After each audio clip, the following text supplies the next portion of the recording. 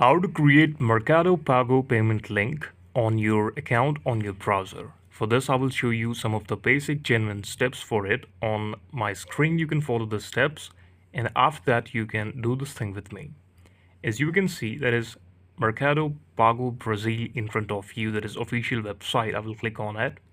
And certainly to create a payment link using Mercado Pago, follow the steps I'm showing you.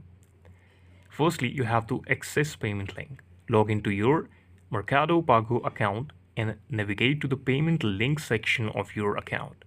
So for this, you have to log into this and enter your email ID and your registered password here. For logging into your account, see the option on the right top that is sign in. Simply click on it and sign into your account using your email ID, your password, using your cell phone or any other details. After that, I will move to the second step, what we have to follow, that is on my account, I will redirect to the second website. Now click on the create new option to create a new link.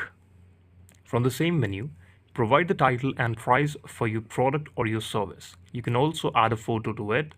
Choose the selling platform, decide where you want to sell the product, and yes, you can share the link. That is all okay for now. This is the video. Thank you so much for watching it.